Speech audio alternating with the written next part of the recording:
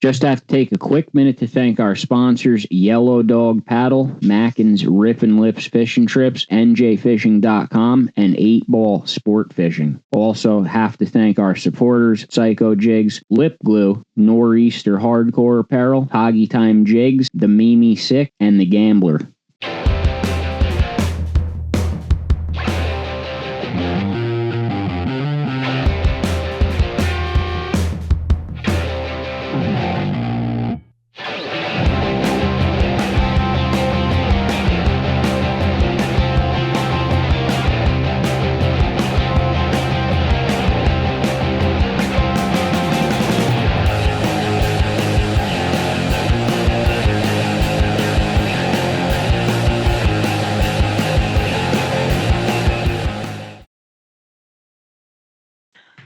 Hello, and welcome to episode number 124 of the NJ Multi-Species Podcast. I'm your host, Joe Santiago. As always, my partner, Chris Pereira.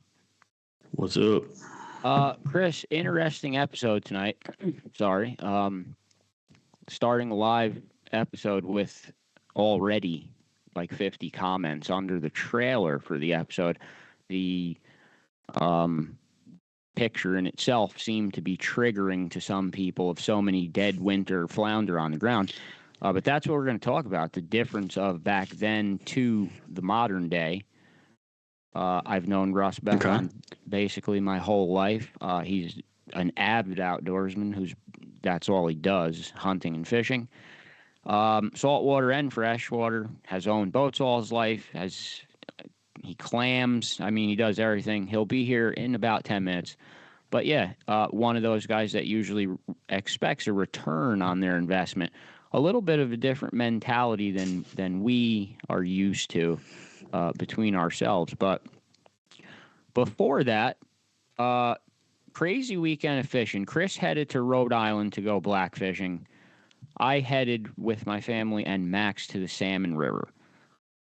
Salmon River basically has been nothing but mostly gloom and doom, and I've been on the train with that because the water's so low.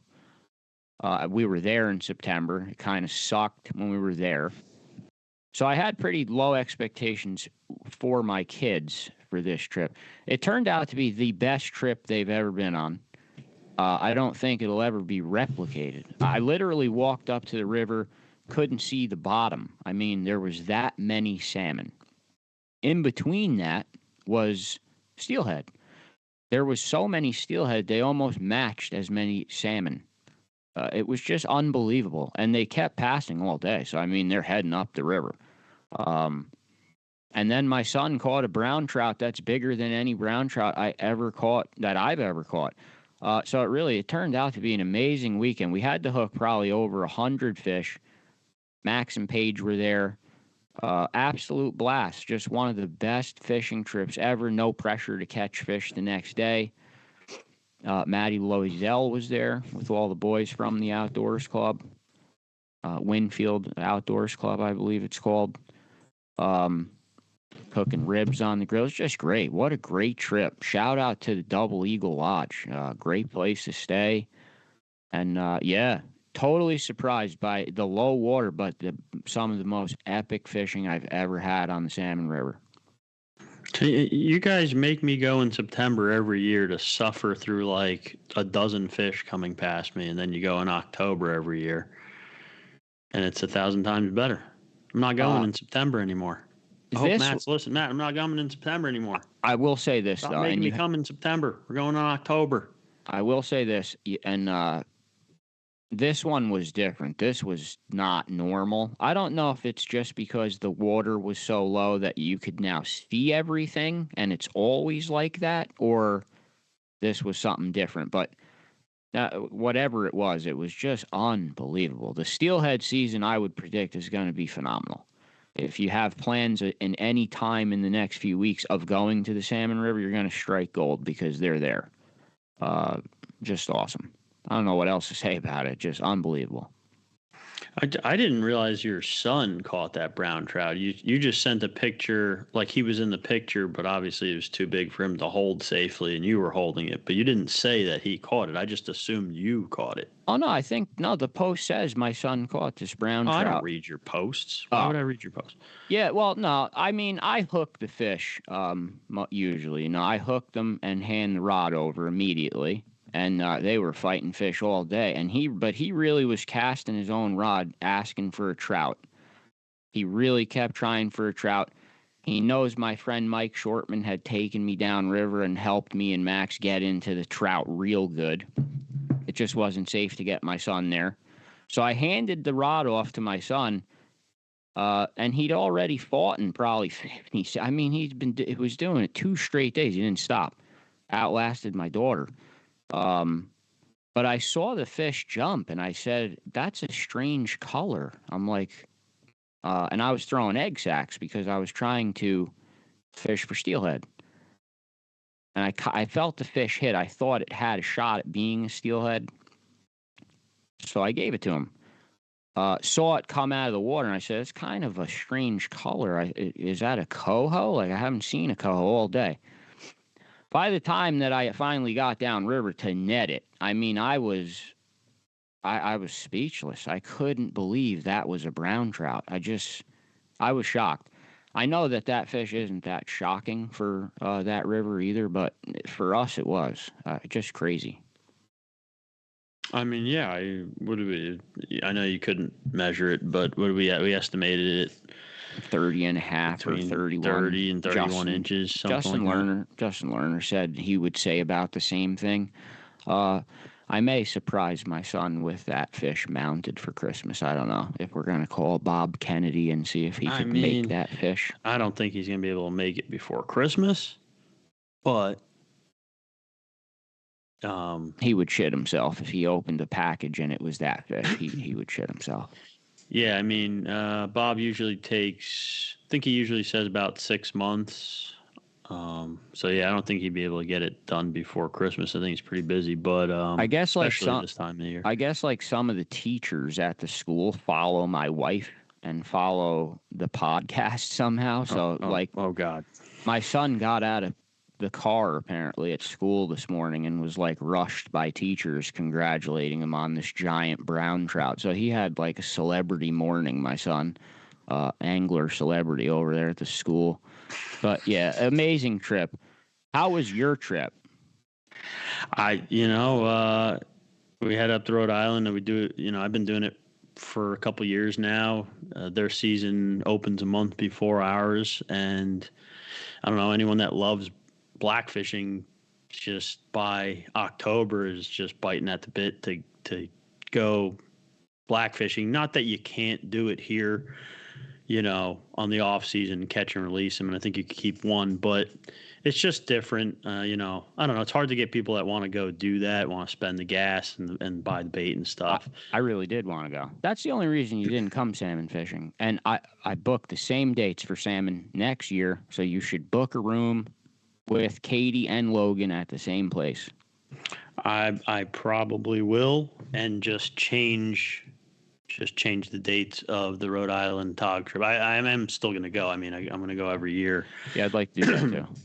Yeah, go the second half of October. Their season opens October 15th. Yeah, I mean, if anyone hasn't gone up there, it's very different. I mean, the hardcore tog guys will tell you it's easy. They're not wrong. But I wouldn't say easy. I would more call it just, I don't know. There's less snags. There's more fish. There's a bigger, better quality of fish.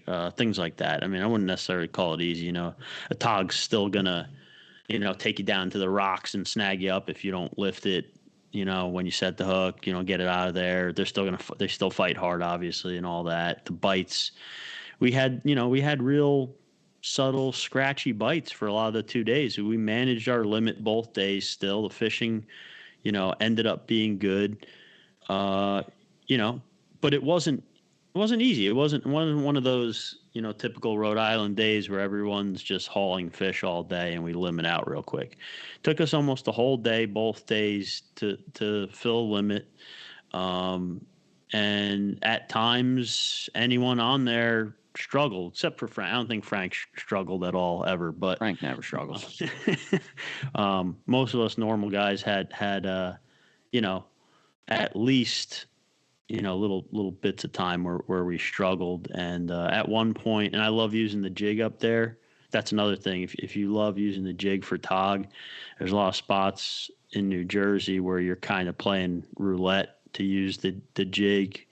Like if you hook into a big one near a wreck with a jig, you're kind of like, it's all up to fate at that point. Like I fall into like a depression hole on the tog boats. Like when people are catching them around me and I'm not, you get in like this hole of like, you lose all confidence. Like blackfish are so tough, and then you have to like come out of it. You have to come out of it and get back on your game. I will say this, and like I took a lot of GoPro footage. You'll probably make a video out of it. I'll go through it and pull some stuff and maybe point out certain things if I caught it on video. But like the general thing I will say is when something like that's happening, and it sounds obvious, I guess, but I don't know. I don't always do it, and I know a lot of other guys won't do it because they get kind of stuck in their ways. And something as simple as cutting the crab different, or changing the color of your jig, changing the size of your jig, or switching from the jig to the bait rig, cutting all the legs off, leaving the legs on, leave the shell on and crush it, take the shell completely off, cut the crab in half, put it on whole, like get a small, like all these different things. Like you never know what's going to trigger a bite, one, and two, even if it is just in your head. Like we always say, if it's in your head in fishing, it's real. Like it's a confidence thing. And I can remember one time up there this time, I'm using the jig. Everyone's using the jig. We're having a blast. I love using the jig. I try to use it no matter what. There came a point in time where the current kind of picked up and changed, and I just wasn't. I could feel the bottom with the jig, but the current would pick the jig up, and I'd lose touch with it every once in a while for just a couple of seconds, and I kept losing the bait without feeling it. And I kept trying to force the jig because I love to use it so much, especially up there where I know it's not really as snaggy. And eventually I just said, I got tired of losing the bait and not hooking fish in that period of time. And I grabbed my bait rig and just started using it, and immediately just started catching nicer size fish. I put in 2 nice keepers within the next 20 minutes. One of them was like real nice, And it just, I don't know, you just got to change something. You can't get stuck in your ways. And I guess it goes for anything really, but especially if we do something a lot, like if you tog fish a lot and you're successful a lot, something may happen where what you like to do doesn't work at that moment. And sometimes you just got to change it. Now, that being said, I've seen Frank just stick to his guns and do what he knows is going to work. And he suffers through this small period of time where he doesn't get anything. And then bangs 5 big ass roasters in a row. So he knows the tide. He knows the tide. He told me what it was. He knows it's the time to be there and wait. And then he flipped 5. I'm like, Frank, you gonna switch to the jig or what? They're killing him here. No, I'm good. He flips 5 roasters in my face. Like, Frank, you're killing me, dude. Oh my God. Yeah, he is devastating. Say whatever you want about him, but he is devastating to fish next to. He will destroy your confidence. Dude, I had a great time. Me and Frank drove up together, got to know each other even better, and it was just a great time. Great to fish with. Like a great trip. Yeah, Frank's always fun. He taught teaching people left and right, little things here and there. Anyone that was looking to learn and get better, he's willing to help.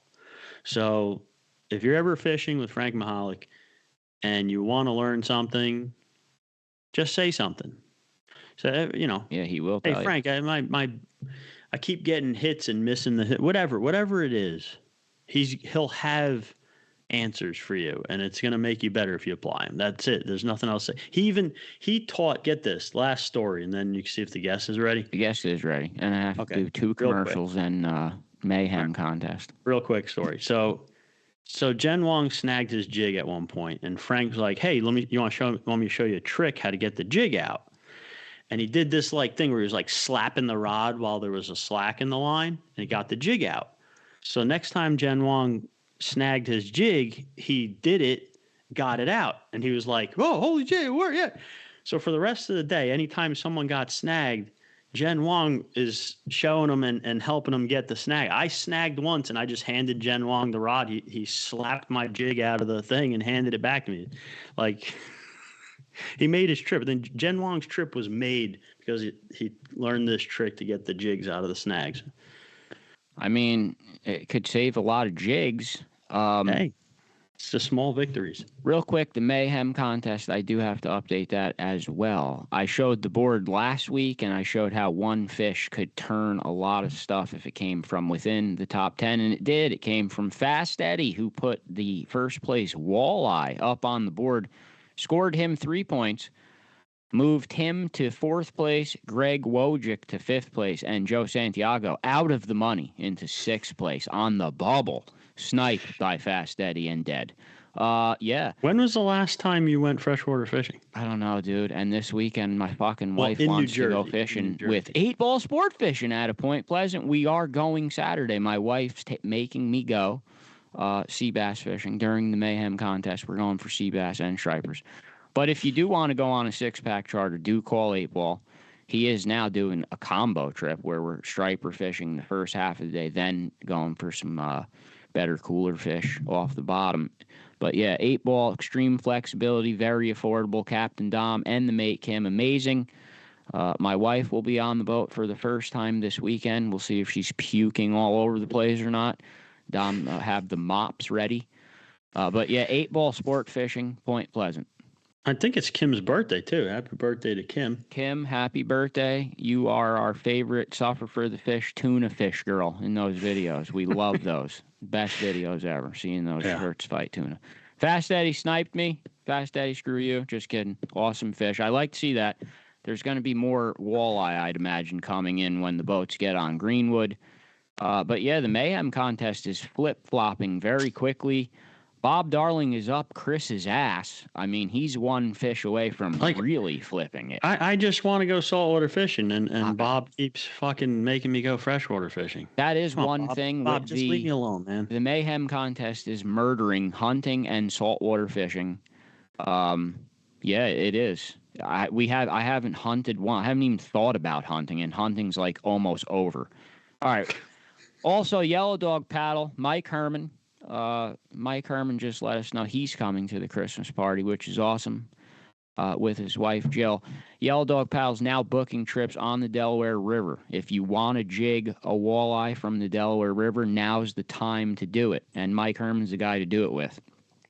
These trips are limited. He doesn't do this that often, doesn't have that many dates available because he has the same return clients every year, but he does have a few. So if you want a shot at the Delaware Yellow Dog Paddle, call Yellow Dog Paddle, Mike Herman. Also trolling Round Valley still for trout. That'll remain good for a while. If you want to learn to troll trout, he will also show you how to do it and set up a boat. So Yellow Dog Paddle, all kinds of stuff available on their website. I am going to try to start to bring the guests in. The last thing I do want to say, the Christmas party. I have started to build a list of the Christmas party. If you came to the Christmas party last year or you're in the Mayhem contest, which is now going to become the Mayhem Club next year, you get first dibs at the tickets. Jerry Zagorski, njfishing.com, is currently building the thread that I believe will be posted this week or next week. If you think that I don't have your name, you need to message me. I will put your name on the list. I am not collecting money, but I need your name. So if you or your wife or anyone wants to go to the Christmas party, please get a message to me ASAP because we are running out of time. Is Did Chris Lido message you? Is he coming? He is. Chris Lido is coming. All right, good. I think he missed it last year, right? He had did. Something. Yeah, he had that. Oh, he had the surgery, didn't he? Yeah. He had a non-cancerous tumor somewhere behind his nose, and thank God it was taken care of and handled. And they just moved. Chris is moving off the farm, moving down the shore closer to the boat. So a new chapter for the Lidos and Bogans down there. But yes, they will be at the party this year. Definitely. We're making sure the Lidos and Bogans are there. Like I said, the first gift has already been donated by Chuck Manny. It's a trip for 2 people to go striper fishing with the goat and me and Chris, fighting as an extra bonus.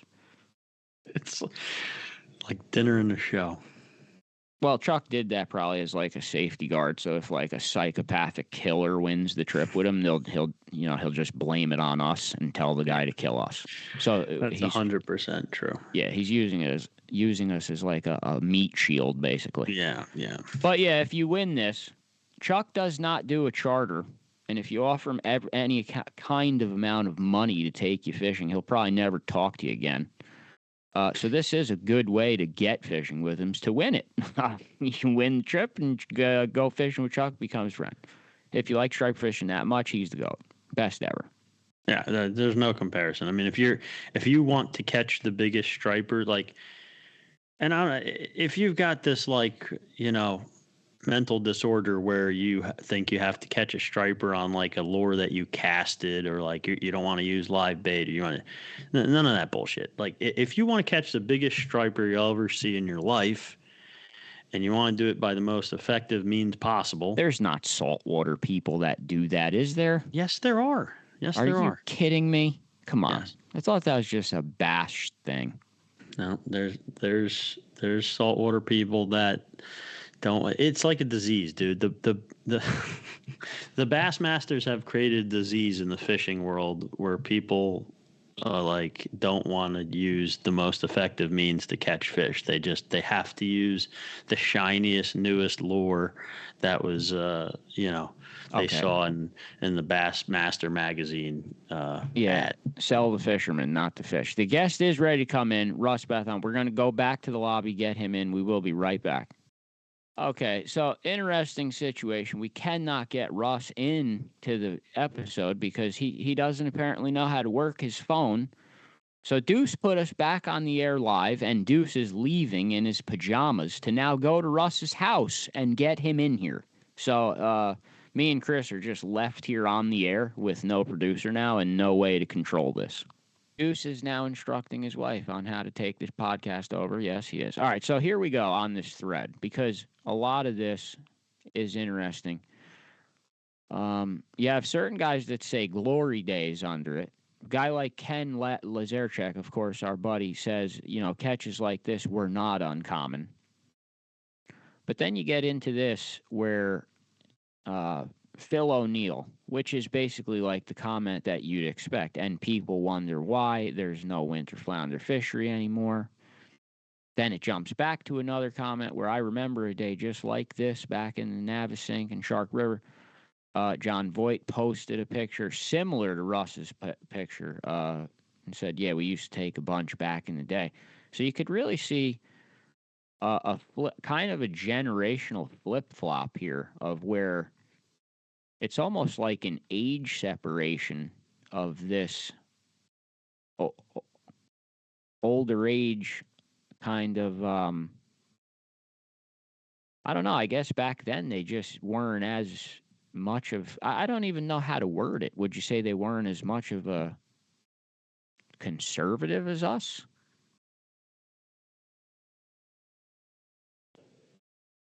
Can you hear me? Yeah, I can. So apparently nobody watching this can hear me. So. Well, we don't have a producer, so I can't help you. If you can't hear Chris, you're going to have to wait for... This is a disaster. Yeah. Yep. Who is this guy again? This is, by the way, this is like the first guest that we've let you book in a long time, and I don't know what the hell's going on. I just did like the past 5 guests. No, you didn't. Yeah, I did. Why am I even talking? Nobody can hear me. That's nonsense. Nick Devereaux says he can hear you fine. I don't know what Katie's talking about. She's crazy. I don't know. All right, keep Katie, it going. You're crazy, and you can't. You probably muted Chris on purpose. I don't blame you. Yeah. We are expecting Russ to come in here any minute. I am still scrolling through, but what I was saying, Chris, is you kind of notice a generational gap here. Whereas it's like almost like 60 and above, maybe 50 and above. They seemed like they killed a lot more shit than us. Basically, in a nutshell. Yeah, I mean, and I get it. I mean, you see the comment all the time, right? Like when someone sees an older picture of a lot of kept fish like that with the winter flounder, and they'll say, and you wonder why we don't have a winter flounder fishery anymore. That's not really true. That's not. I don't really think that's the reason. Specifically for the winter flounder, let's just say, like, for the example, winter flounder fishery. I don't believe that's why there's not. It's not like so many were kept that's why they're gone. I mean, the regulations are there for a reason, right? Like even back then, and I'm actually not 100% sure on this, but I'm assuming there was some kind of regulations on them. I get that they were very very liberal regulations. You keep a lot of fish. They're probably, the size limits are probably pretty wide, short, whatever. You think but there was? I mean, I'm assuming there was some kind of regulation. Obviously, like I said, it was more liberal than even what we remember from when we were a little bit younger. But my point is, with those regulations in place, you wouldn't wipe out a fishery, even if they were very lenient. You might see a lot of smaller fish. I don't know. I don't believe that. If that is part of the reason, I don't believe it's a major part of the reason. I think what would play more of a role of things like, pollution in the waters, back in the backs of bays and the rivers and stuff. The water temperatures changing. Being on average warmer, things like that, I think would play a bigger role in it. I don't think it's fair to blame the guys who are following the regulations, whatever, 30 years ago, 20 years ago, whatever it was. I don't think it's fair to blame them for keeping their catch. You get what I'm saying? Mike MG says winter flounder are being more and more eaten by striped bass. And you know what? I've heard that argument too. I've heard that argument for a lot of the species, and I'm sure that plays a role in it too. I'm sure it's like anything else, right? There's not one answer. There's not even just two answers or just three answers. Like there's a multitude of reasons why things like this happen. And you hear about the whiting, right? You hear, Weakfish. what else? Weakfish is also always a huge Weakfish in the north part of Jersey. There's actually a lot of Weakfish comments in this thread. I don't know how that got brought. I was going to ask Russ about that too. I'd love to have video of Deuce right now. Like if we had a cameraman following Deuce to do this shit, it would be priceless. And it would play in the corner and a little screen play in the corner there. And if they ever actually do get on here, we should just end the show. Say goodnight and the show's over and just instantly sign off as they come on. That'd be hilarious. I mean, I am curious to hear about the history of this stuff. We have something. Something just happened. I don't. Something's going on. Something. I see Deuce. He looks like he is in Big Russ's house. I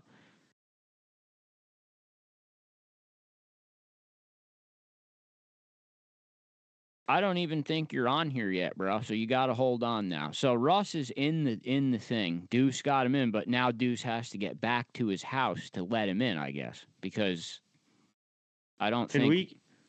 Can we confirm with someone watching that? No, I have the live stream up, and I do not see Russ.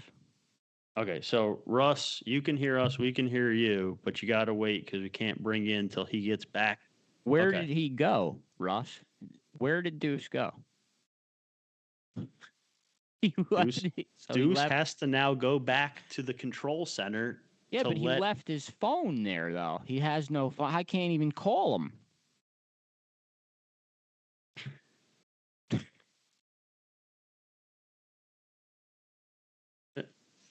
All right. Well, no one can hear Russ, but basically no one could Russ hear was Russ, having but he is trouble. here as soon as Deuce gets back to the house. His wife was supposed to do something, but she didn't do it. If you're listening to us, you didn't do it. But, yeah. I mean, whatever. It's live. It's hilarious, I'm sure. Yeah, it's not easy. We do this every week, this live shit, and it's not that easy to do live. That's why most people won't do it, because shit like this you could just fix instantly in CapCut.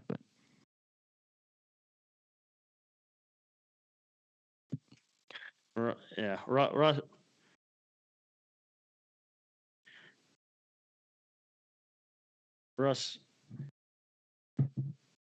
is making fun of us. That's why we're just silent, taking it. It's a pain in the ass. We're gonna get you on as soon as Deuce gets back. He'll be able to get you on. So you're just gonna have to listen to Joe and I talk to each other. All right. So, my condolences. Yeah, that's another thing interesting. This guest has known me since I was about 2, so he knows me my whole life. There's some pretty hilarious stories that have gone on. Now the chat thread's going insane. My wife's texting me laughing face. I don't know where Deuce is. Please, someone. Deuce, he was just on, and then when you came on, he's gone. Wait a minute. We now can hear Deuce, and Russ is gone. He was never. He was on here waiting to be let into the.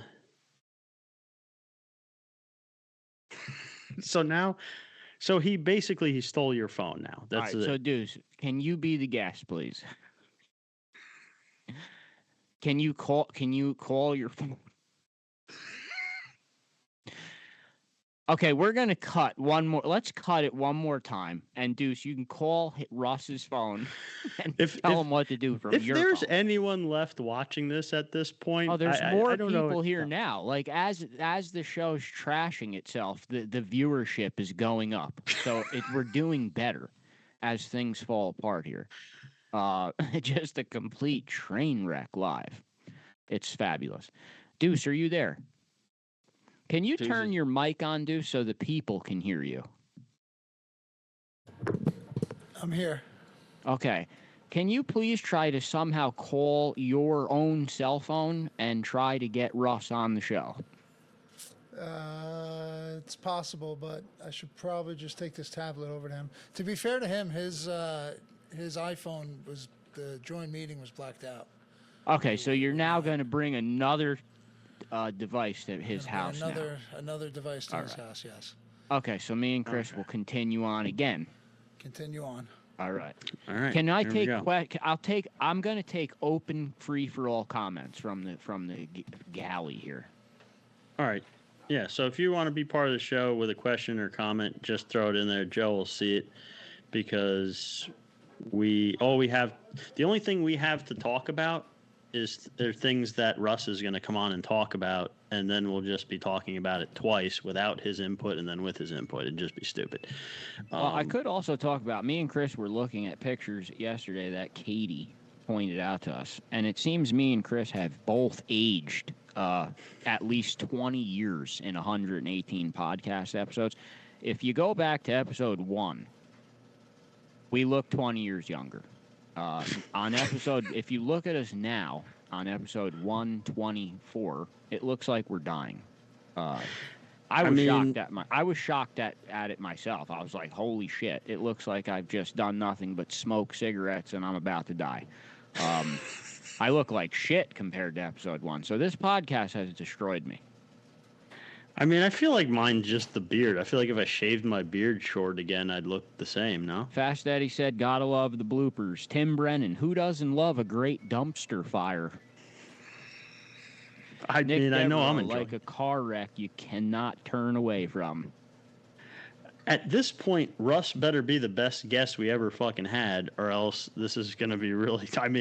Interesting comment from Joseph Smith. He's saying that he's seeing more and more cormorants eating baby blackfish and sea bass by the rock piles.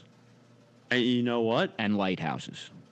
Like anything else, I don't think you can blame 1, 2, 3, or even 4 different things. And I think that probably definitely plays a role too. I think it's a lot of things. But you have to ask with the climate change, the fishing, the winter flounder fishing in Cape Cod is now unbelievable. Has it always been that way, or is that just the fish that used to be in Jersey have now slid up there? I don't think it's as simple as that. There is weird. There's like surf fishermen on Island Beach catching pompano. We were catching grunts under the Highlands Bridge. I mean, that's a Florida fish.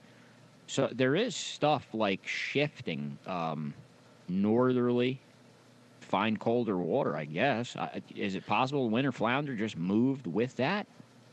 See, I personally think that's probably one of the bigger reasons that we don't have anymore. I think whatever temperatures they're looking for to spawn or whatever, I think they're not really finding that here as much. So they just kind of, I think the masses of them kind of just keep moving north. And I don't know. When it comes to the weakfish, for example, who is this Mike MG from Century? Who are you, Mike? I don't know. Century what? Either. Century Rods? I don't know. Are you Century Rods? He's commenting all over. I don't know who it is. Tim Brennan said, "What's everyone's favorite tasting fish from New Jersey?" Just to confuse everyone in the middle of this, and Andrew still wants to know what the pumpkin is. What's the deal with the pumpkin? That's my podcast pumpkin, Andy. I bought it for the podcast. It's fucking October. It's almost Halloween. You bought a pumpkin. That's what he's concerned with? I specifically bought that pumpkin at Stu Leonard's to put in the background of the podcast. And there's gourds. They're not on camera. They're too small. All right. You could have at least put a Suffer for the Fish sticker on the pumpkin. Oh, there you go. It's there, Suffer. Oh, you know what would be cool, and I think anyone listening can comment in, and if enough people do, I think you should have to do it. You should have to carve our logo into that pumpkin by next episode. I can't draw for anything. I would never. Oh, that's another thing. Hats. The hat. We do have the hats. We have new hats, too. There's camo hats, and there's orange camo. If you're going to go hunting and you need an orange hat, the orange camo hat is really cool. Is there enough orange on it? I think there is. Most guys wear a vest anyway. They don't even need the orange hat. It's just extra. But, the orange hat's really cool. They came out cooler than I thought. And then I got a lot of camo hats, too. Mossy oak, so you could wear the hat deer hunting. And then we restocked the girls' hats too, the pink one, and then this one, of course, we restocked the shit out of it. We should never have to buy any more. They should be stocked forever this time. And you still owe Jason Uhas his owed one. He won one for guessing the most species. You didn't send him one, and we owe Scott McGay. He won too. So those are 2 hats we owe out. And you didn't give Jason his hat yet? I think they just came yesterday, and he don't even want it. He wants it in person at the Christmas party. So I'm not even mailing it to him. I'll just bring it to him. And then obviously, talking about the Christmas party again, you got the Chuck donated the trip that you mentioned, and then obviously we'll have gear there too to give out.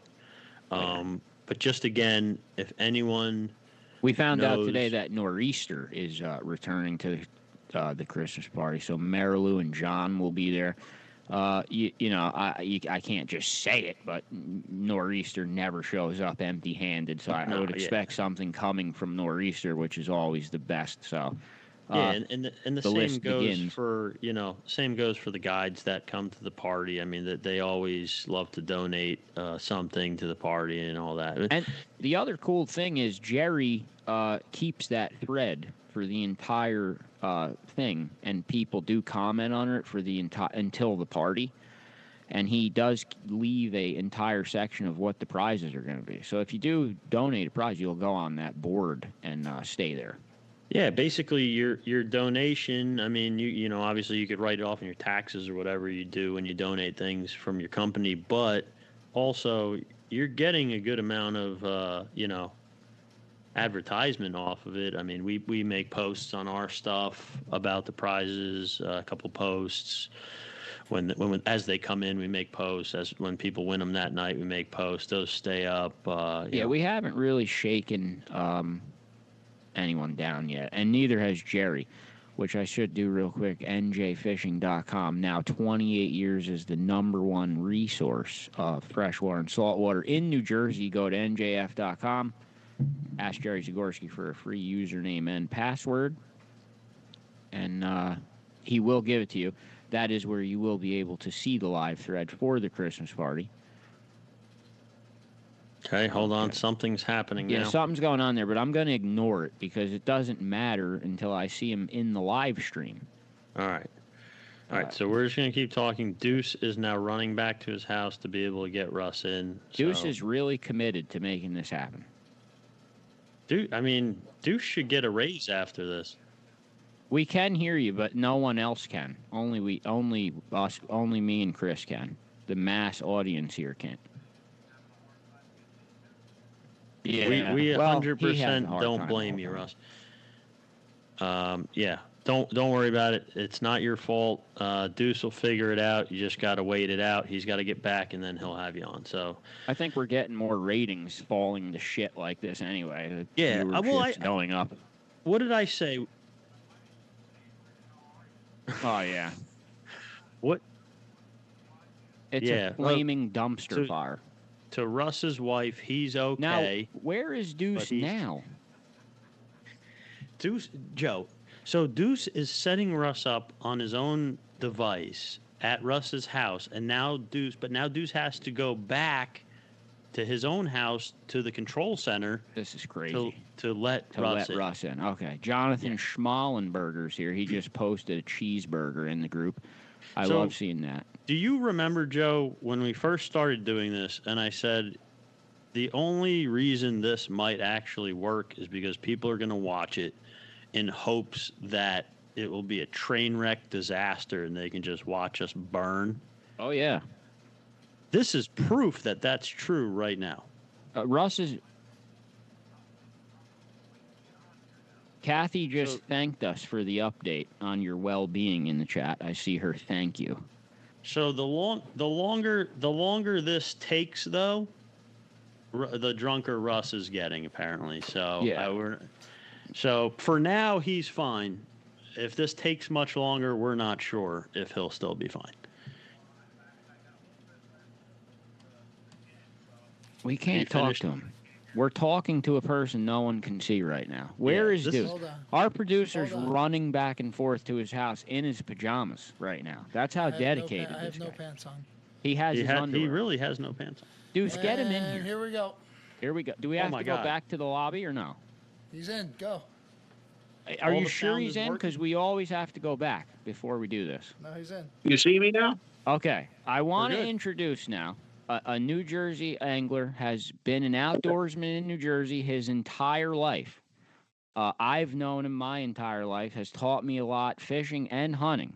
Russ Bethon, welcome to the NJ Multi-Species Podcast. Well, thanks, Joe, for having me on your podcast. I really appreciate it. You are now live. Just so you know, I know we've been doing this for the past hour, but I can now see you on the internet.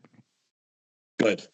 I just want to say I really give you guys a lot of credit for doing what you're doing, because it really, brings a lot of light onto the sport and to the industry. And without guys like you, this is important these days to keep these things in the front light like you're doing. And I commend both of you guys for doing what you're doing. I appreciate that. We really do.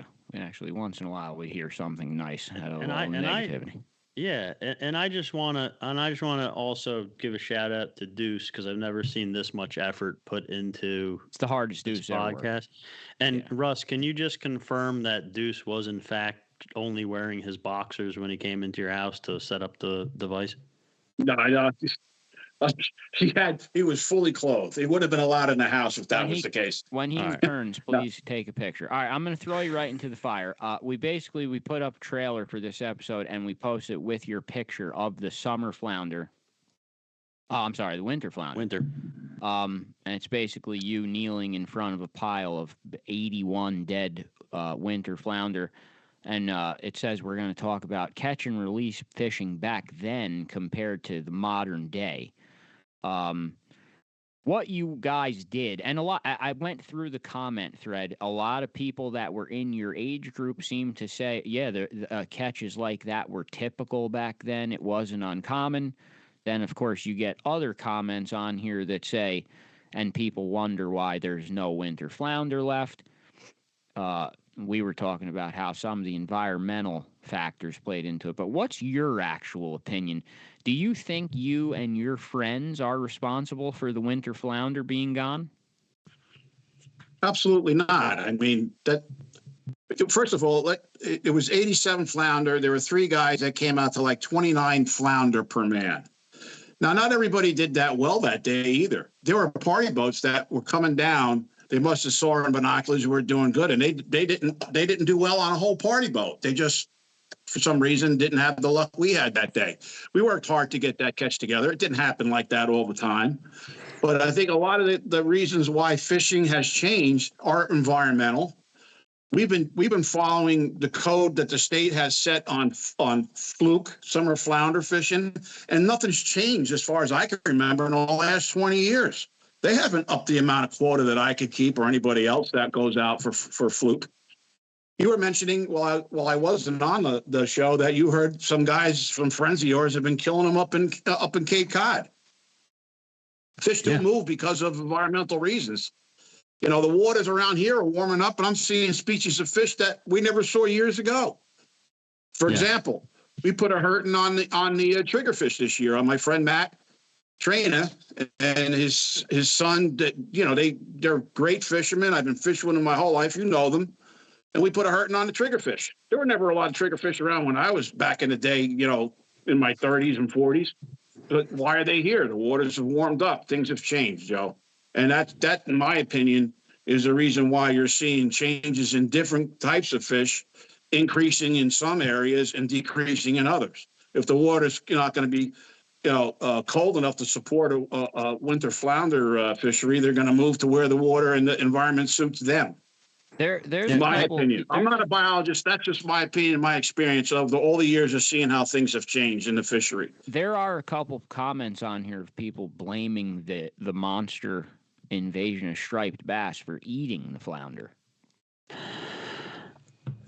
Well, there could be some facts to that, and one of the things that I could, you know, it's not about fish, but I'll make a comparison. When I was younger, I used to go up to the woods up in the northern part of the state, and we used to be able to shoot grouse all day long, ruffed grouse. They introduced the wild turkey population. It kept getting bigger and bigger, and guess what? There aren't that many grouse around because I believe that wild turkeys pushed out that species. They weren't there before. They came in. They were the dominant species, and there were no more grouse to be found. Now they're actually have programs where they're trying to import grouse from other states like Wisconsin because they want to try to get the numbers back up. But everything is a delicate balance in the ecosystem, as you well know.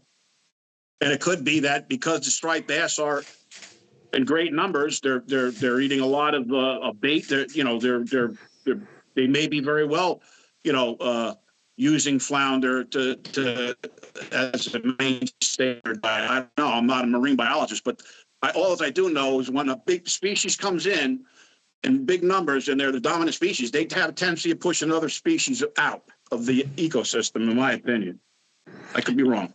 Yeah, no, I mean, I don't, as far as the details are concerned, like you said, I'm not a marine biologist either. I couldn't, you know, I wouldn't try to venture into any of that, but generally speaking, it's common sense and logic just to realize that when something happens in nature always tries to balance it out. So something's going to happen. So if a lot of predators are introduced, bigger predators are introduced, things are going to happen. There's going to either they're going to move. That's exactly in my opinion. I mean, I've been a fisherman and a hunter basically, but mostly my whole life, as Joe well knows, and I only go by my experience and what I've seen throughout the years. as far as, my experience and seeing how things have changed. And you do ask yourself, why has that happened? I remember as a young man being able to go out and catch a whole bunch of whiting. They're basically not around anymore. They're catching a couple here and there now, but there was an actual fishery in December after the deer season. Everybody went down to the Atlantic Highlands and jumped on a boat and went on a party boat to catch a whole bunch of whiting. That's not possible anymore. You got to go all the way up north to New Hampshire, out to Jeffrey's Ledge, where we put a nice catch of whiting together in August. Me and 5 of my buddies from my fishing club, the Raritan Bay Anglers. Matty was with me because Joe knows Matt, and we had over 100 whiting, nice size whiting per man. They're flourishing pretty well up that way, and the water's colder, of course. People did mention the whiting, and another one that's heavily mentioned is the weakfish. That people think. Let me ask you this question, Russ. If you today knew what you know, what you now know about conservation, do you think you would still keep 27 flounder each on a 3-man boat if you could, or would you not do that anymore with today's education? I go by the guidelines that the marine biologists set with the state in the fisheries. If they say it's okay for me back then to keep as many as I want, none of those fish went to waste. I gave a lot of them. We wound up with 3 guys wound up with 17 pounds of fillet. I remember it because I wrote it down in my logbook. And none of that fish got wasted. None of anything I ever take or kill will never go to waste. It'll be given to people that can use it, or I use it myself. That's why I own freezers. I do enjoy catching fish, and I also enjoy eating them, especially the species that I target. There's not a lot of fish I even bother going fishing for because I don't enjoy them as table fare.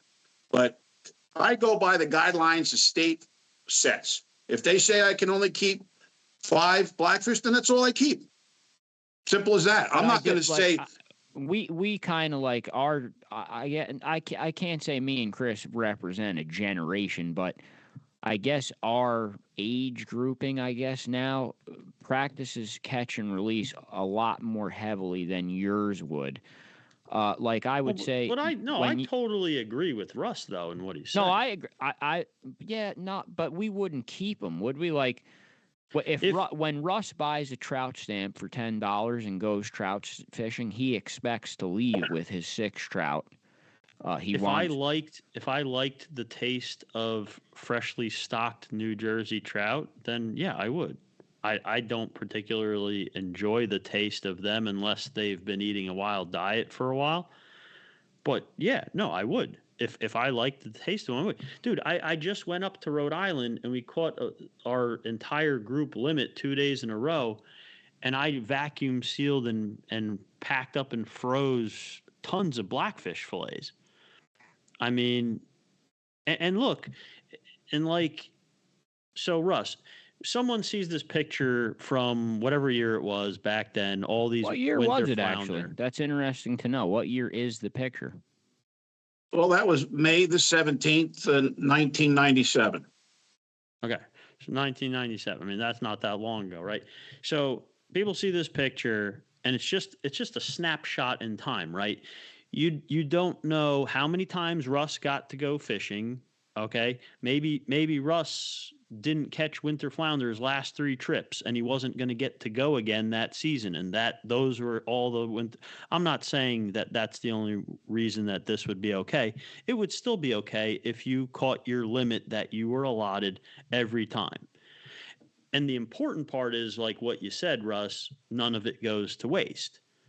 If someone's keeping what they're allowed to keep and they're not wasting it, there's just absolutely nothing wrong with it at all. No matter what anyone says, you'll never.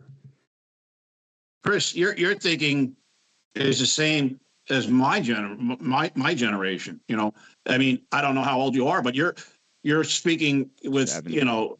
with reason, and that's how we've always felt growing up. There were days I went out and didn't catch anything. To keep a boat and to pay for, all the bait and everything else, it's not a cheap proposition. So when you do have an opportunity to have a good catch, you're not going to catch them, or you're going to release them. A lot of times fish, I release fish, sea bass today because they're undersized, fluke the same way. And you hope that they're going to survive.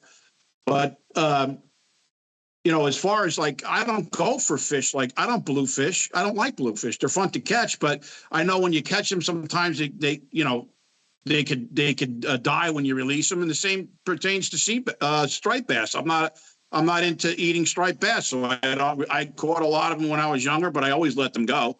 So, I mean, hate striped bass too. It's one. In my opinion, like even with the stock trout, I don't like them either. I catch them. I buy the stamp just to, it's a thing to do with the grandkids, but I give them all away. I make sure before I go, you want these fish? I'll take some fish and give them to you. Oh yeah, I'll take them. A neighbor or a friend. Nothing goes to waste. You should never waste anything that you take its life from, whether it's, a fish or a wild game. You don't want to do that. And now I just wanted to clear this up because I actually didn't know the answer to this before you could get on. I mentioned I didn't know what the winter flounder regulations back then were, but there were no regulations at all. You could keep as many as you want. Was there a size, or it was just if you catch it, you can keep it? There was a size limit. I forget. I think it was maybe it was. I think back then it could have been maybe 12 inches. I'm not sure, or less. It could have been even 10, as far as I know. All right. But we always, there's not much.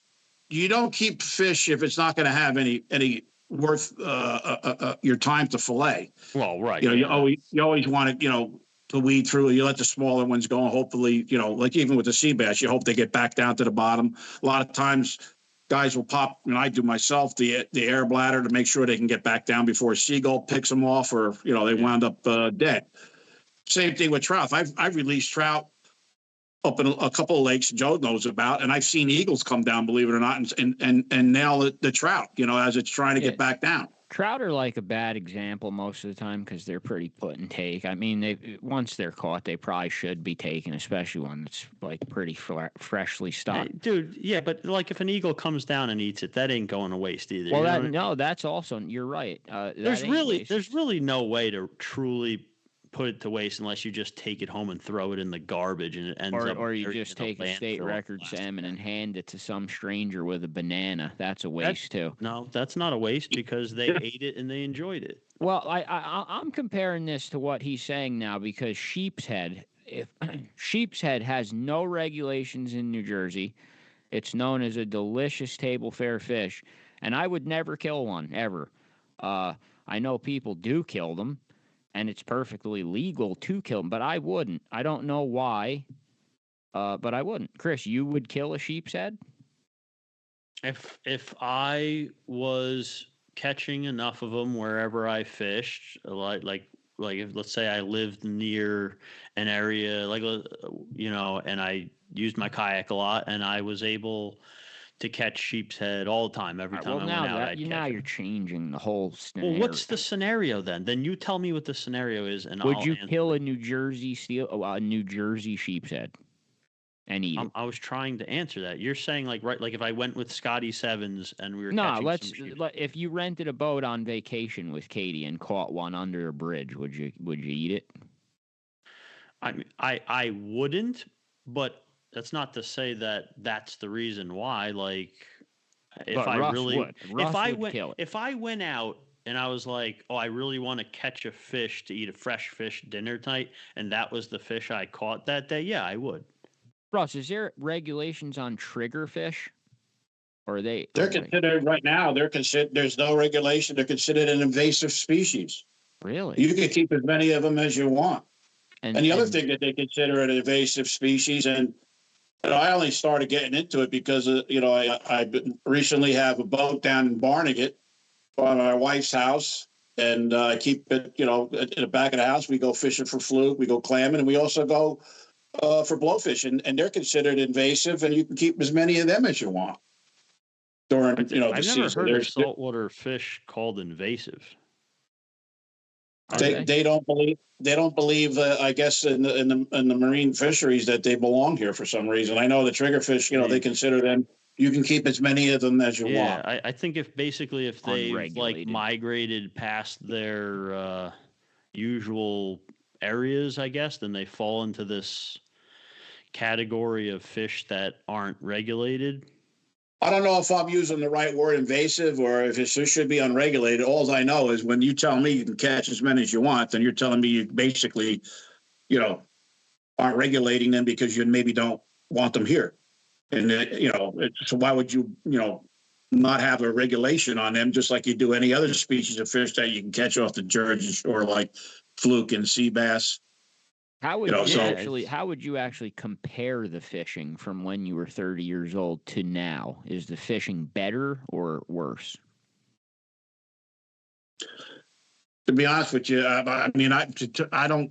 It depends on if you're targeting a specific species. But as far as I've been blessed to have, I have a lot of friends, yourself included, who are excellent anglers. They know how to catch fish. I've always been blessed with that. People that had boats, myself, that we would go out and we work hard to put a good, decent catch together. So I can honestly say that today is just as good as it was when I was younger for other types of fish. I never really can honestly, be disappointed in the amount of fish I'm able to come home with in, my cooler for my freezer, as far as, the species that I target now. Andrew, I think the fishing, like this year, I never caught, like I said, triggerfish years ago. I never caught them, but this year every time we went out, we were catching triggerfish. We had a couple of good spots. And got skunked. We had a couple of good, areas that my friend Matt had gotten information from his son, who was a great fisherman, probably one of the best I know. He works on the party boats. He works on a lot of charter boats, and he's privy to a lot of good information, and we take advantage of it on our boats, and we go out and we put a good catch together. So I can honestly say the fishing, I have never experienced. God has blessed me for all my life with good fishing. Yeah, New Jersey seems to have always been pretty good, diverse fishing. Nick Devereaux says, me and Russ have killed a lot of shit. That's his comment. You got Nick Devereaux on? Yeah, he's on here. Andrew still commented, every fish on the eastern seaboard lives off bunker one way or another. That's where your problem starts with everything. That's the comment from Andrew. I don't disagree with that either. I think that's a major reason as well. I think the bottom line. But we don't know the actual reason of the bunker. Is it the pollution? Is it the boats? Every time we mention these boats, we get attacked by the commercial guys. Like, I'm not huge on. I know this. There's a lot of comments in this thread about commercial fishing. How Russ is villainized for killing those flounder, but really it's the commercial fishery that did it. I'm not a fan of commercial fishing with nets. I don't have a problem with long lines and rod and reel shit. I don't like nets. I mean, look, dude, I hear you. Look, the population keeps growing. Population's so high. That's, I think, a big reason of why we keep getting stricter and stricter regulations. But it's also a reason why they're, not regulating these commercial net guys as much anymore, as us. They're trying to get food in the stores. It's a whole shit show, in my opinion. And I think when people really get pissed off is when they're basically nickel and diming the guys with the rod and reel and kind of ignoring the commercial quotas in respect. And it's like I said before, it's like if you really cared, you'd kind of in an equal percentage ration both sides of it. So when you're talking about a commercial boat netting fish, their quota would be cut by the same amount as, relatively speaking, to a recreational anglers with rod and reel. You know what I mean? But it'd be a much bigger cut it out percentage. It makes sense. I just hate nets because too much shit that shouldn't have been there ends up in them. and undersized shit. Mike MG says 1990s to 2010, amazing blue fishing. Seeing rotting bluefish barrels filled to the top. For the past few years, the bluefish have been gone. See, but again, I really just don't think that's I mean, I'm sure it's part of why, but I just don't think bluefish is another one that could definitely be blamed on the bunker. Christian Henro just commented, wait until you guys see the brown trout I'm going to kill later this week. That's fabulous news, Henro. Thank you. I mean, again, one of the things, if I might comment on the bluefish, and one of the things that they should have done years ago with that, I mean, they let you catch a lot of bluefish back in the day. And just like, bluefish does not last long in a freezer. It's a fish that if you don't eat it when it's fresh, it's really, it degrades in its taste very quickly. And there were guys who would just catch them, and they wouldn't even keep them on ice on a lot of times on the party boats. I remember back in the day going, they had burlap bags on a hot day, putting bluefish in it, oiling fish like that, and they're spoiling rather quickly. And I just thought that it was a waste. You catch a couple that you're going to use to eat and then throw the rest away because they're not going to freeze long. You could freeze some other fish for a long time if you vacuum seal it, like they have these vacuum sealers these days, and you can keep stuff, 6 months to a year. Bluefish don't last that long. In my opinion, they could have cut back on the quota on them back in the day when they were wasting a lot of them, because they just didn't freeze well and they weren't something that you needed to take home 20 of. Yeah. But that's just my opinion.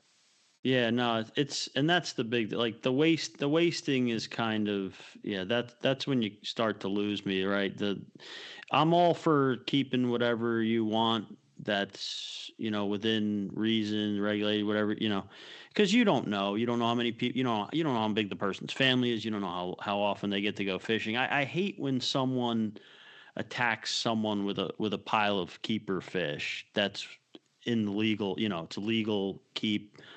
Legal catch, and they caught their legal amount, and people give them a hard time. And you don't know how many people they're feeding. They may be having a family reunion. They got to feed 30 people. Like you don't know, and you kind of want to hope. And obviously some guys will waste the food, but you want to hope that a vast majority of anglers are respecting the resource, right? They're not wasting the fish. They're only keeping the fish that they're going to use or that their friends are going to use or family. And I don't know, I'd like to think that the vast majority of anglers kind of follow this code where not just the law, not just the regulations that they're following, but they're also only keeping the fish that they're going to use, and shit's not getting wasted, shit's not getting killed just to kill it and anything like that. I agree with you, Chris, 100%. And I think that for the most part, people that do enjoy the sport have that code and that mentality. I don't believe that anybody, is going to make a slob and just be wasteful about things. They're spending money if they go out on a charter or a head boat, to catch, fish. And I'm assuming that they will have, a good use for it once they do catch it. If they want to let it go, they can let it go. There's no law says you have to keep it. You can let it go if that's what your feelings are. I mean, but if you abide by the regulations that the fishery, sets forward, and you're not breaking any laws, then who the hell is anybody to criticize if you limit catch?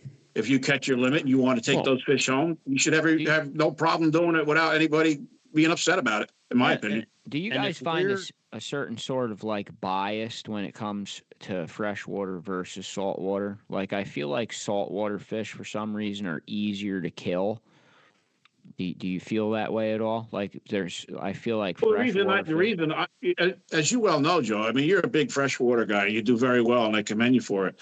But I don't particularly like eating freshwater fish. They're fun to catch. I don't either.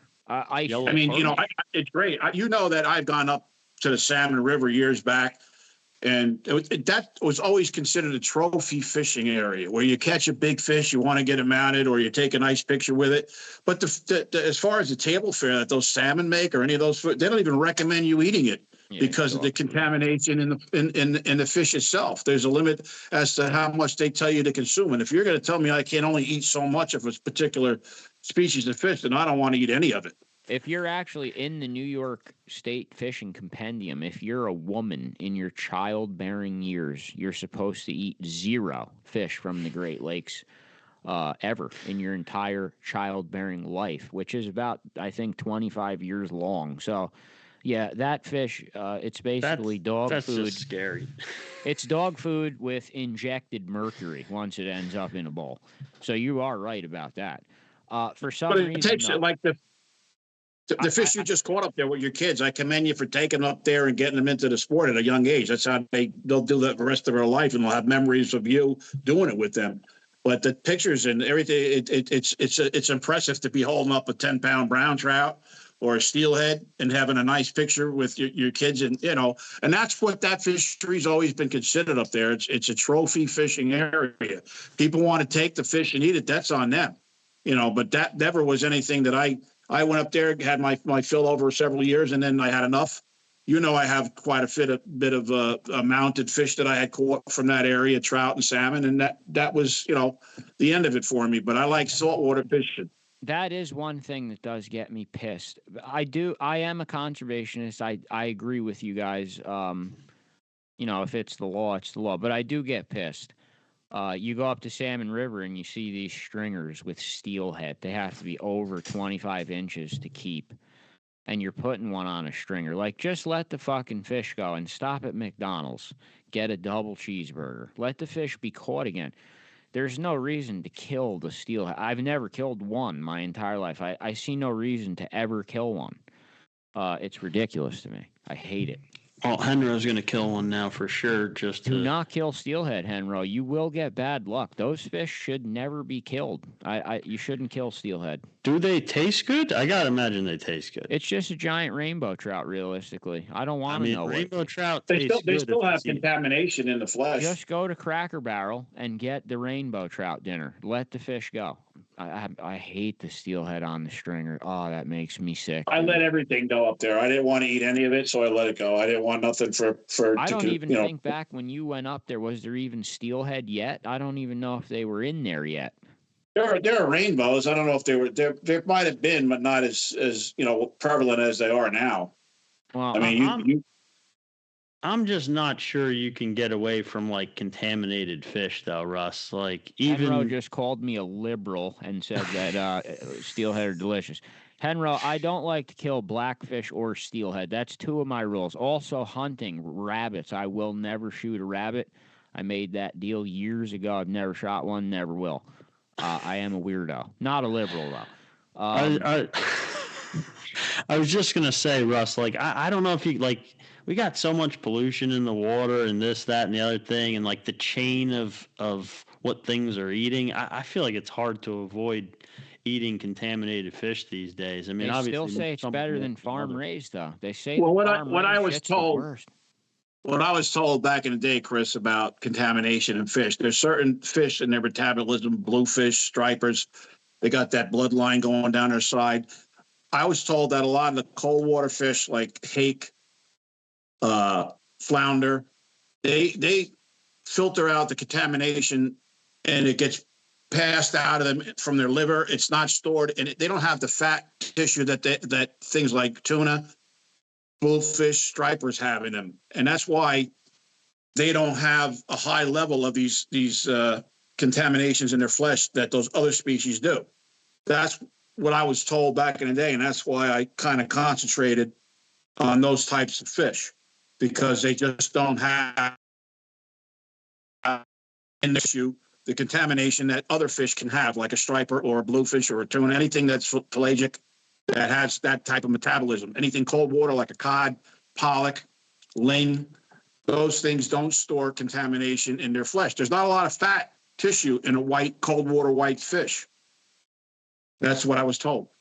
I could be wrong again, but that's why I've always set my target on the fish that I like to eat, and that was going to be good for me because I think fish is great. You have it in your diet we have it a couple of times a week in my household. Yeah, and me too. I think it's a healthy way to have a good diet. And I enjoy catching them, and I enjoy them just as much. I always prepare the fish meals in my household, and my wife loves it. Her family loves it. We had a fish fry last week at my house with all the whiting and pollock and fluke I caught this year. We had a big fish dinner here with her brother, her sister, and I enjoy those things. That's all part of the whole sport of fishing to me, not just going out on a boat. I love being on boats. I love going out there fishing with my friends. A little while ago, you had Nick Devereaux come in on the line there. I fished a lot with Nick Devereaux back in the day. He's a great fisherman. I know you fish with him a lot now on your charter there, Joe. And you know he catches fish. And we always were blessed to come home after a day out there with a couple of nice packages of filet to go home with to enjoy. So that's what my generation, what I'm about. No, and I think you're spot on there, and I love that you brought that up. Actually, like the whole experience of cooking the fish for your family, having this fish dinner, or whatever it may be, that's all part of the experience too. For a lot of people, some people don't like fish, whatever. People who like fish, that's part of the experience. Like it's not just catching the fish, fighting the fish, landing the fish, taking a picture for your social media to show all your friends and stuff. Okay, that's all part of it too. But add on to that, the cooking it for dinner. I mean, I like to look online and find different ways to cook certain fish. Like Andrew still says order a pizza. Andrew still... You know what? Tell Andrew we're still waiting for him to come on and do his history episode. Yeah, we want a history episode, Andy. And Christian Henro's now just threatening to kill everything. As the more I talk, the more he's going to kill shit. I mean, I'm on Henro's side basically, but what I'm trying to get at here is I'm not on a side. I just said, the side is that you can eat whatever fish you want legally if it's legal, right? Except steelhead. Just no, they're included if you can legally. Yep. Sorry, Joe. But my point is and Russ brought it up before, right? Like if it's part of the regulations say you could keep X amount of fish, and when you go out, you want to keep that full X amount of fish, the full limit, and that's your right, dude. And if we don't believe that following those regulations is going to make sure that the fishery stays okay, then what's the point of them anyway? They're making all these regulations. Like, look at all the regulations that are on the table for striped bass and sea bass and all that. They want us to believe that when they tell us we can only keep so many fish, that is going to be what keeps that fishery going, right? So if we're supposed to believe that, then you have to believe the other way. You have to believe the other side of the coin too, where, okay, you're saying I can only keep, you're saying I can keep 5 of whatever this fish is. So when I go fishing, I'm going to keep 5 of these. None of it's going to go to waste, but I'm going to keep 5 and I'm going to use 5. I want fishing to implement weekly or monthly creel limits like hunting. Well, no, because when they make the regulations, they have to make them in a way that they have an estimate of how many people are going how many times. It's all part of the calculations when they do. But what if it was just like the hunting system where you had to call by phone and report what you caught? Then you're just signing up for more government up your ass and more of an annoyance. Why does someone need 6 trout every day? Like, why can't you have 6 per week? Like, do you need 6 every day? It's like you said though, Joe. They're put and take. The state puts them in there, and you're taking them out. It ain't like it shouldn't be that you can overfish a natural trout area, which where there are several. Those areas should be protected if they're naturally spawning, and they are. But when it's put and take, they're coming with a truck and they're throwing trout in the stream or a lake. I mean, they're putting them there for you to catch them.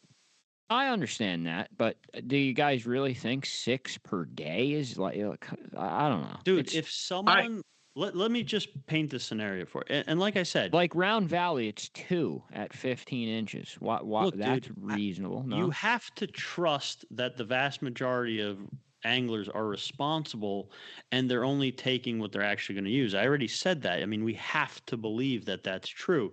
If not, then it's lost. Like, we're doomed. So I'm going to choose to believe that the vast majority of anglers are responsible enough to only take what they're actually going to use. And if that's the case, then yeah, dude, if someone has family and neighbors and they all want to eat those 6 trout every week because they love the way it tastes, and they, yeah, then they can do it. Fast Daddy said he's the only one in his house that eats fish, so he keeps only what he eats. I'm starting to get yelled at by Deuce because we're going over the time limit. This has been too long. I have to do a commercial real quick for Eddie Mackin's Rippin' Lips fishing trips. If you were looking for a trip on Lake Pacon, Eddie Mackin right now has several good bites going on, including walleye, which has been phenomenal. Still has the pontoon boat rentals and the red-eye trips if you're fishing alone. Call Eddie Mackin for your next Lake Pacon trip. Russ, real quick, before we have to let you go, because Deuce has to go back, the Woodridge police are looking for a crazed maniac that people saw running all over the place. I know that you traveled to Alaska one time on a halibut fishing trip. I know that's one of the highlights of your outdoor career. I think the picture is actually going to be the cover photo of this episode on YouTube. Do you want to share the halibut story? I don't think no one's ever shared a halibut story on the NJ Multi-Species podcast, Chris, right? No, and we've never heard one of of my and I have one the of my picture. like I am. one of we my are going to like put the picture up. The picture's taller than Russ. It's on a crane next to him, just towering over him. I want to hear the story, actually. Yeah. Yeah, that trip was back in 2000, I believe, and went out there with Matt and a couple of other friends, his dad, and we fished with a guy who was basically fish like me charters, I think he called it back then. He was like a one-man band, and he had a cabin up there. We stayed in the cabin, and it was a great time. In Alaska, you go there, you're just in awe of the place to begin with. It's just a beautiful place. And we stayed on in St. Petersburg on one of the waterways that were right out in front of the cabin. We were catching Dungeness crab. We were eating Dungeness crab omelets in the morning. The guy was cooking. It was a real awesome time. And we were catching our own bait, a lot of herring. We were using for bait because we did some salmon fishing, and that was awesome too. But we basically wanted to focus on halibut fishing. And he had an aluminum boat with a outboard that he would take us up. We were fishing in waters. We didn't go out into the ocean actually to catch these halibut. And that halibut that you're talking about, we caught a lot of other nice size halibut. I think Matt had one like about 100. The big one I caught in Duncan Canal in 180 feet of water. And how I came to hook that, I had caught a small pollock, and there was no regulation on the pollock up there, and I used the pollock for bait. We used some big hooks. We dropped down with the current was pretty strong. We dropped down with a pretty heavy weight, almost like a fluke rig. I had the pollock on there, and it wasn't down there that long when I got a good wrap on the rod, and then I set the hook, and once I set the hook, and I knew, what I felt on there was a decent fish. To make a long story short, the fish is the size of my car. Like, what did you feel? It's a tremendous amount of you feel the power in it. It's not like a pelagic fish like a tuna, or they kind of like they want to stay on the bottom. They do everything they can to make sure they don't come off that bottom. So that's where most of your effort goes into getting them to come up off that bottom. Once you start getting them off the bottom, believe it or not, as big as that fish was, I think it was like 260 pounds or something like that. And it came up pretty easy until he decided, the captain of the boat he hit it with a harpoon with a big ball on the end. The fish dove, and I thought it was going to break the line. He said, "Don't worry about it. It's harpoon. If it breaks, it's going to float to the top once it dies." And we did get the fish up into the boat, and we got back to the dock with it, and I kind of felt bad that I had actually killed that particular fish, because when the biologists came down, they asked me if they could do a kind of like a little examination on the fish. Anything, a big halibut, they want to do some. The biologists want to take some measurements and see how the fish was doing, and they cut the bone out of the eardrum of the fish, and they aged it with the rings around that bone. Believe it or not, I still have them, and it turned out the fish was like 35 years old, and I felt like hell, because I would have rather have seen the fish. And he didn't even give me an option. When the fish got to the top, he just harpooned it and didn't say whether I wanted to release it or not. So once he did that, it was like his decision that we're keeping it. Huh? How long can those fish What's that, Joe? live? How long can they live? All I know, this one was 35 years old. That's what they told me, and I would definitely have released it if I had been given the option on that one, because we came home. Each of us came home with quite a bit of fish that the plane would allow, and we had enough. And it turned out the fish was very good table fare. I gave a lot of that away. A lot of the fish we brought home, I gave a lot of salmon and halibut away. But it was everything we caught. We would fish for 5 days, so that's a lot of fish we put together after fishing every day.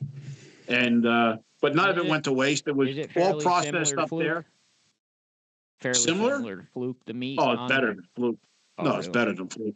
Oh yeah. We have them here now on the East Coast, right? Isn't there a fishery for them, or is that just fake?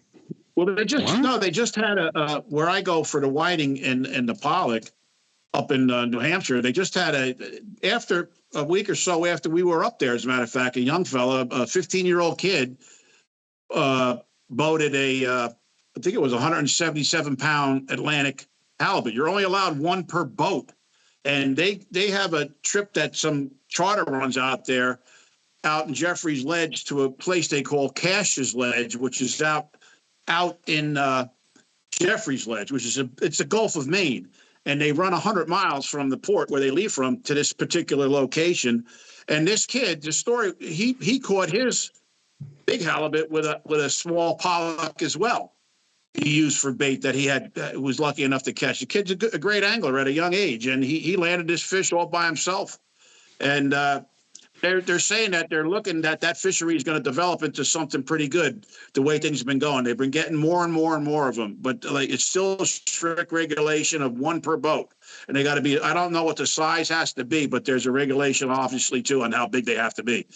So a lot of guys aren't targeting it because, let's face it, it's a lot of money for 6 guys to go out to try to catch one fish. They're going out there for other fish as well, pollock and haddock.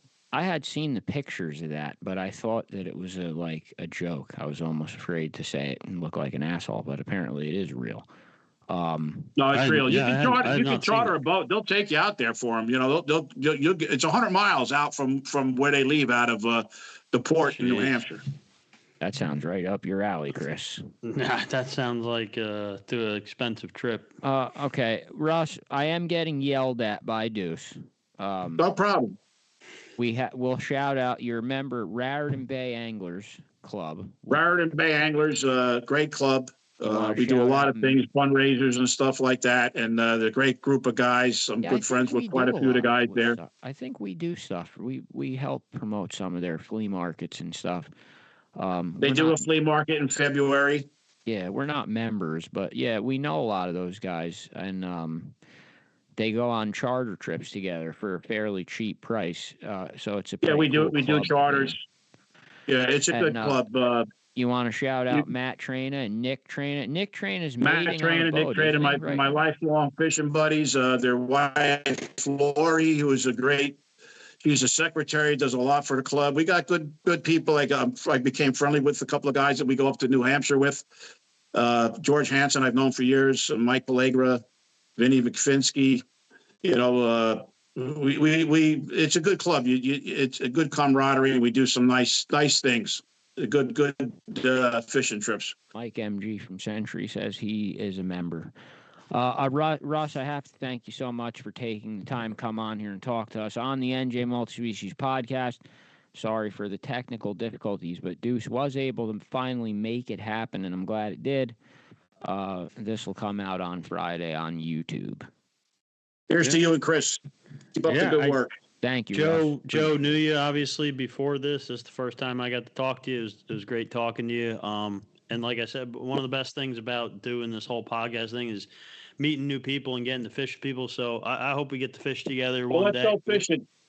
Let's go fishing. We want a triggerfish. We need triggerfish. Yeah, we got to set something up. Okay.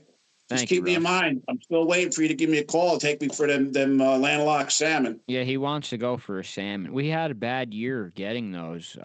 We didn't get any. Well, we got like one or two. It was pretty. The fall season. That's the time to go anyway. Yeah, it could be. All right. You guys take care, right? Thank you very much again for putting me onto your podcast, and it was great chatting with you. Do we have to send Deuce back to get you out, or do you know how to exit? Well, if he wants his phones back. You're just going to sit there until he gets back, or do you know how to hang up? I could probably shut it off. All right, try to shut it off. There's a big red button that says... I'm going to push that right now. All right. You have a good night. There it is. All right. Okay. Hey. All right, we didn't couldn't get on, but he did get off. Yeah, he got off. Successfully got off. Took an hour to get on. Deuce, thanks for your hard work and commitment to the show. New hats available. He'll be posting those. Next week. Hats are up. Stock. Oh, the hats are updated. already up. And the stock is updated. Wow. He is really on top of shit today. Next week's guest is Jacqueline McManus, Nurse Jackie, very popular fishing guide from the Salmon River. Been trying to get her on for a few years, but she has a little bit of stage fright. But I guess this year she's going for it. But she might bail again. Did you tell her it's live? I didn't. Not yet. No, I didn't tell her it's live. Nurse I tried Jackie, to. the lady from The Sopranos? No, Deuce, it's not Jackie from The Sopranos. It's Nurse Jackie from the Salmon River. She's much more famous in fishing than Sopranos girl in fishing. I got to go back to overtime, so I got to be up in the morning. That's it for me. Chris? I got nothing to say except suffer for the fish, and I'll see you next week. So, send your name in for the Christmas party immediately. If you want to come, send it in. James Mascola, you want to come? Send it in. And Suffer for the fish. Suffer. I already said it. I got to do it again. Suffer for the fish. Now that cut it.